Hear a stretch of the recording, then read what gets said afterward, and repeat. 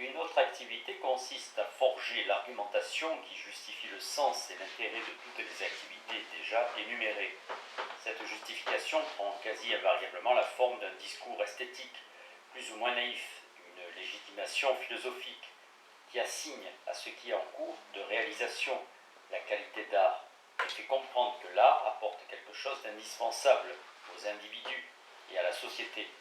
Toute activité sociale s'accompagne de justifications de cet ordre, nécessaires dans les périodes où des observateurs extérieurs s'interrogent de son utilité.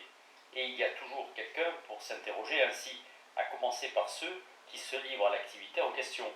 Secondairement, il s'agit d'évaluer les différentes œuvres et de déterminer si elles correspondent aux normes qui valent pour la justification esthétique de leur classe d'appartenance, ou si ce n'est pas la justification elle-même qui devrait être reconsidérée. Seul cet examen critique du travail accompli et du travail en cours permet à ceux qui participent à la réalisation des œuvres d'art de décider ce qu'ils doivent faire quand ils passent à l'œuvre suivante. La plupart de ces choses ne peuvent s'improviser.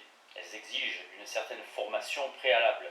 Les personnes concernées doivent apprendre les techniques particulières à la sorte de travail qu'elles devront accomplir, qu'il s'agisse de la conception d'idées, de leur exécution, de l'une des nombreuses activités de renfort ou encore de l'appréciation et de la critique. Il faut donc que des gens dispensent de l'instruction et la formation nécessaires à cet apprentissage. Enfin, tout ce qui précède suppose l'existence d'un ordre social capable de garantir une certaine stabilité à l'action de ceux qui travaillent dans le domaine artistique, de leur donner l'impression qu'il y a effectivement une règle du jeu. Si les systèmes de soutien et de distribution reposent sur la propriété privée, le droit de propriété doit être garanti d'une façon ou d'une autre. L'État, qui trouve son compte dans les objectifs susceptibles de mobiliser des gens pour une action collective, doit permettre la production des objets et manifestations qui constituent l'art et, le cas échéant, apporter un soutien actif. À maintes reprises, j'ai pris un ton impératif. Les gens doivent faire ceci, l'État doit faire cela. Qui le prescrit ? Pourquoi telle ou telle personne devrait-elle faire telle ou telle chose ? Il est assez facile d'imaginer ou de se rappeler des circonstances où ces activités ne sont pas accomplies. Or, que disais-je au début ? Que l'on songe à toutes les activités qu'il faut mener à bien avant qu'une œuvre d'art prenne son aspect définitif. Autrement dit, les impératifs ne valent que si les choses doivent se dérouler de telle manière précise, et pas autrement. Mais rien n'oblige à procéder uniquement de la sorte. Si l'une ou l'autre des activités n'est pas menée à bien, l'œuvre sera produite autrement. Si personne ne l'apprécie, cela ne l'empêchera pas d'exister. Si personne n'encourage sa réalisation, elle se passera d'encouragement. Si une partie du matériel n'est pas disponible, le travail se fera autrement. Bien entendu, ces carences auront des répercussions sur l'œuvre produite. Ce ne sera pas la même œuvre. Mais de là à dire que l'œuvre ne peut exister si toutes les activités évoquées ne sont pas menées à bien, il y a une distance infranchissable. Ces activités peuvent se dérouler de façon diverse et conduire à des résultats tout aussi divers. Les poètes, par exemple, dépendent des imprimeurs et des directeurs de revues ou des éditeurs pour la diffusion de leurs œuvres. Que ces intermédiaires leur fassent défaut, pour des raisons politiques ou économiques, et y trouvent d'autres moyens de diffusion. Les poètes soviétiques font circuler leurs œuvres sous forme de samizdat, dactylographiées par leurs soins. Les lecteurs retapent les manuscrits pour multiplier le nombre d'exemplaires en circulation. Lorsque les maisons d'édition d'État se refusent à en assurer l'impression et la diffusion. Dans les pays capitalistes, si les éditeurs ne veulent pas publier un livre, un poète peut polycopier ou photocopier ses œuvres, comme le font souvent les poètes américains qui utilisent au besoin le matériel de l'establishment scolaire, de l'établissement scolaire ou du bureau où ils travaillent. Si après cela personne ne veut distribuer leurs œuvres, les poètes peuvent le faire eux-mêmes, en offrant des exemplaires à des parents ou à des amis, ou en les vendant à des inconnus dans la rue. Ils peuvent encore tout bonnement garder leurs œuvres pour eux. C'est ce qu'Emily Dickinson a fait quand, échaudée par quelque expérience malheureuse avec des correcteurs qui avaient modifié sa ponctuation fautive, elle estima qu'elle ne pourrait pas publier ses œuvres sous la forme qu'elle souhaitait. Johnson, 1955. Quand ils n'utilisent que des moyens de diffusion marginaux, ou pas de circuit de distribution du tout, les artistes subissent des préjudices certains et leurs œuvres prennent une forme différente de celle qu'elles auraient pu prendre si elles avaient eu droit à une diffusion normale. En général, ils considèrent cette situation comme une véritable calamité et tâchent d'obtenir un accès aux filières normales de distribution ou tout autre service qui leur a été refusé. Mais comme nous le verrons, les moyens habituels de mener à bien les activités de renfort réduisent considérablement le champ des possibilités, de sorte que le fait de ne pouvoir les employer, s'ils comportent des inconvénients indéniables, ouvre aussi des perspectives nouvelles. L'accès à tous les moyens et procédés normaux est un cadeau empoisonné. Nous voilà donc bien loin d'une théorie fonctionnaliste qui donnerait à entendre que les activités doivent se dérouler d'une certaine manière, sous peine d'écroulement du système social. Les systèmes sociaux producteurs d'art se maintiennent de façon très diverse, quoique jamais tout à fait identiques à celles du passé. La thèse fonctionnaliste est exacte au sens banal, où les procédés en vigueur ne se maintiendront dans leur état actuel, que si toutes les conditions nécessaires à leur perpétuation continuent à être remplies. Elle est inexacte quand elle fait croire à une quelconque nécessité de perpétuer ces procédés sous une forme immuable. La division du travail. Étant donné tout ce qu'il faut faire avant qu'une œuvre d'art prenne son aspect définitif, qui va s'en charger? Prenons le cas extrême où une seule personne ferait tout. Elle fabriquerait tout, inventerait tout, aurait toutes les idées, interpréterait ou exécuterait l'œuvre, serait touchée par cette œuvre et l'apprécierait sans l'intervention d'un tiers. Cette situation est difficile à imaginer, car tous les arts que nous connaissons, comme toutes les activités humaines, supposent la coopération d'autrui. Si d'autres personnes assument certaines des activités, comment les participants se répartissent-ils les tâches? Prenons l'autre cas extrême, où chaque activité incomberait à une personne différente, un spécialiste, qui n'accomplirait qu'une opération bien déterminée, un peu comme sur les chaînes de montage de la grande industrie. Cette situation est aussi invraisemblable que son inverse, même si certains arts n'en sont pas très éloignés dans la pratique. Le long générique qui défile presque immanquablement à la fin d'un long métrage de Hollywood témoigne à l'évidence de cette segmentation très poussée des tâches. Cette parcellisation du travail caractérise notamment tous les films à gros budget. Elle est favorisée par les conventions collectives qui attribuent des compétences exclusives aux différents syndicats professionnels et par un système de promotion dans la carrière qui repose entièrement sur les citations au générique, et ce, pour toute l'industrie du cinéma. Robert Faulkner, 1982, analyse le rôle des génériques de films dans la carrière des compositeurs de Hollywood. On dirait qu'il n'y a pas de limite à la segmentation des tâches. Témoin le générique de fin de L'Ouragan, Hurricane, réalisé en 1978. Il y avait un directeur de la photographie, Sven Nykvist, mais il ne faisait pas lui-même les prises de vue. Cela, c'était le travail d'Edward Lachman. Cependant, Lachman n'effectuait pas toutes les tâches liées au maniement de la caméra. C'était Dan Mirman qui l'a chargé. Et s'il fallait modifier la mise au point pendant le tournage d'une scène, c'était Lars Skarsson, qui faisait ce réglage. En cas d'incident technique, c'était Gerhard Henschel qui réparait la caméra. Habiller et maquiller les acteurs, établir le découpage, faire opérer les dialogues, dessiner les décors, préparer les accessoires, régler les aspects financiers du tournage. C'était autant de tâches réparties entre un certain nombre de personnes dont les noms apparaissent à l'écran. Encore ce générique ne reflète-t-il pas toute l'ampleur de la division du travail? Quelqu'un a dû dactylographier le scénario et le reproduire à plusieurs exemplaires. Quelqu'un d'autre a dû recopier les différentes parties d'orchestre de la musique composée par Nino Rota. Puis un chef d'orchestre et des musiciens dont les noms ne figurent pas au générique ont dû interpréter cette musique. Les situations que l'on constate dans la pratique artistique s'échelonnent entre ces deux cas extrêmes d'une seule personne qui ferait tout et d'une personne différente pour chacune des tâches les plus infimes. Les diverses catégories des travailleurs s'emploient chacune à un faisceau de tâches. Hugues, 1971. Pour analyser un monde de l'art, nous repérons les catégories de travailleurs qui le caractérisent et le faisceau de tâches qui revient à chacune. Aucun des aspects techniques d'un art ne peut faire paraître une répartition des tâches plus naturelle que les autres, même si certaines divisions du travail sont assez traditionnelles pour sembler inhérentes à la discipline artistique. Prenons par exemple les relations entre la composition et l'interprétation de la musique.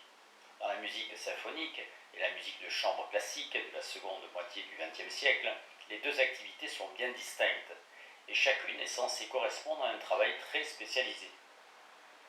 Il n'en a pas toujours été ainsi. Beethoven, comme la plupart des compositeurs de son époque, interprétait également sa musique, ou celle des autres, de même qu'il pouvait diriger un orchestre ou improviser au piano. À l'heure actuelle encore, quelques rares interprètes composent comme le faisaient les pianistes Rachmaninov et Paderewski. Quand les compositeurs donnent des concerts, c'est souvent parce que l'interprétation rapporte beaucoup plus que la composition. Ainsi, Stravinsky a écrit 3 œuvres pour piano, dont 2 pour piano et orchestre, destinées à des pianistes de même niveau que lui, et un concerto pour 2 pianos qu'il pouvait interpréter avec son fils Sulima, dans les petites villes où il n'y avait pas d'ensemble symphonique. L'interprétation de ces morceaux, dont il est réservé l'exclusivité pendant plusieurs années, dont il s'est réservé l'exclusivité, et la direction d'orchestre pour ses propres œuvres lui permettait de conserver le niveau de vie auquel il était parvenu grâce à sa collaboration avec Diaghilev et les ballets russes. White, 1983. La formation des musiciens classiques renforce cette division du travail. Le compositeur contemporain Philippe Glass explique que les élèves inscrits en classe de composition à la Juilliard School of Music possèdent déjà la technique de l'instrument. Après leur entrée dans cette école, ils consacrent beaucoup plus de temps à la composition qu'à leur instrument, tandis que ceux qui étudient en classe d'interprétation continuent à pratiquer leur instrument à temps plein. Bientôt, les instrumentistes jouent beaucoup mieux que les apprentis compositeurs, si bien que ces derniers abandonnent leur instrument, et les œuvres qu'ils peuvent composer sembleront faciles aux instrumentistes, alors qu'eux-mêmes seront capables de les jouer. Ashley, 1978. Dans le domaine du jazz, la composition est beaucoup moins importante que l'interprétation. Les grands thèmes du répertoire, blues et autres chansons populaires, fournissent simplement le canevas de la véritable création. Lorsque des musiciens improvisent, ils se servent de ce matériau, mais peu de gens pourraient dire qui a composé Sunny Side of the Street ou Exactly Like You. Certains des thèmes d'improvisation les plus connus n'ont tout simplement pas d'auteur. On pourrait considérer que le compositeur et l'interprète ne font qu'un, puisqu'aussi bien l'improvisation équivaut à une composition. Dans la musique rock, ces deux activités sont en principe le fait d'une seule et même personne. Les chanteurs-interprètes d'une certaine envergure composent toujours leur musique. D'ailleurs, les groupes rock qui jouent la musique des autres passent pour de pâles imitateurs, et un nouveau groupe ne s'affirme qu'à partir du moment où il interprète ses propres compositions. Les deux activités sont distinctes, interprétation et composition ne sont pas simultanées comme dans le jazz, mais elles relèvent du faisceau de tâches d'une seule et même personne. Bennett, 1980. La division du travail présente des variantes du même ordre dans tous les arts. Certains photographes, comme Edward Weston, ont toujours fait leur tirage eux-mêmes, en partant du principe que cette opération participe pleinement à la création de l'image. D'autres, tels Henri Cartier-Bresson, ont toujours laissé ce soin à des techniciens qui connaissaient parfaitement leurs exigences. Dans la tradition occidentale, les poètes n'ont pas l'habitude d'incorporer des éléments manuscrits dans l'état définitif de leurs œuvres. Ils confient leur travail à des imprimeurs qui se chargent de le présenter sous une forme lisible. Nous ne voyons les manuscrits autographes que si nous voulons examiner les retouches que les auteurs ont faites de leurs mains sur les originaux. Par exemple, Eliot, 1971. William Blake fait figure d'exception, qui gravait les planches où étaient reproduits les poèmes calligraphiés de sa main, et les imprimait lui-même, de sorte que la graphie faisait partie intégrante de l'œuvre. Dans la poésie orientale, en revanche, la calligraphie est souvent aussi importante que le contenu du poème. Sa reproduction en caractère imprimé le viderait presque de sa substance. Pour prendre un exemple plus prosaïque, les joueurs de clarinette et de saxophone achètent des anches toutes faites, tandis que les joueurs de hautbois et de basson les confectionnent eux-mêmes. Chaque catégorie de personnes participant à la réalisation d'œuvres d'art a donc un faisceau de tâches à accomplir. Si la répartition des tâches est dans une large mesure arbitraire, elle aurait pu se faire différemment, et elle ne s'appuie que sur l'accord de la totalité ou de la majorité des participants, elle n'est pas facile à modifier pour autant.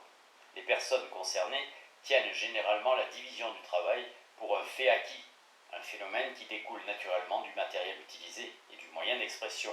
Elles adoptent la stratégie qu'Everett Hughes a observée chez les infirmières, qui essaient de se débarrasser des tâches jugées ennuyeuses, rebutantes ou indignes d'elles, et cherchent à s'attribuer de nouvelles tâches plus intéressantes, gratifiantes et prestigieuses. Tous les arts reposent ainsi sur une large division du travail. C'est évident, pour ce qui concerne les arts du spectacle. Un film, un concert, une pièce de théâtre ou un opéra ne peuvent être l'œuvre d'une seule et unique personne qui ferait tout d'un bout à l'autre. Mais avons-nous besoin de faire appel à la notion de division du travail pour appréhender la peinture qui semble une occupation autrement solitaire? Eh bien oui. La division du travail n'implique pas que toutes les personnes associées à la production de l'œuvre travaillent sous le même toit, comme les ouvriers d'une chaîne de montage, ni même qu'elles vivent à la même époque. Elle implique seulement que la réalisation de l'objet ou du spectacle repose sur l'exercice de certaines activités par certaines personnes au moment voulu. Les peintres dépendent ainsi des fabricants pour leurs toiles, châssis, couleurs et pinceaux. Ils dépendent des marchands, collectionneurs et conservateurs pour les espaces d'exposition et le soutien financier des critiques et historiens d'art pour la justification de leur travail, de l'État pour les aides matérielles, voire les lois fiscales susceptibles d'encourager les collectionneurs à acheter des œuvres, puis à les léguer à la collectivité. Ils dépendent du public pour les réactions émotionnelles à leurs œuvres et des autres peintres contemporains ou plus anciens qui ont créé la tradition par rapport à laquelle leur œuvre prend tout son sens. Pour ce dernier point, Köbler 1962 et Danto 1964 à 74. Il en va de même pour la poésie, qui semble une activité encore plus solitaire que la peinture. Pour faire leur travail, les poètes n'ont besoin d'aucun matériel qui ne soit à la disposition de n'importe quel citoyen ordinaire. Des crayons, des stylos, une machine à écrire et du papier leur suffisent. Et quand bien même ils ne pourraient se les procurer, on sait que la poésie était à l'origine une tradition orale, et qu'une importante tradition purement orale de poésie populaire se perpétue encore jusqu'au jour où quelques spécialistes des arts populaires, tels que Jackson, 1972, ou Abrahams, 1970, transcrit les poèmes et les publie. Mais cette autonomie apparente est illusoire. Les poètes dépendent autant des imprimeurs et des éditeurs que les peintres des marchands. Et leur travail prend tout son sens par rapport à une tradition où ils puisent également des matériaux. Emily Dickinson, qui était si indépendant par ailleurs, utilisait une métrique inspirée des hymnes protestants dont le public américain reconnaissait et appréciait le rythme. Toutes les œuvres d'art, en somme, hormis les œuvres absolument individualistes et donc inintelligibles d'un créateur autiste, mettent en jeu une certaine division du travail entre un grand nombre de personnes. Sur la question de la division du travail, Freidson, 1976.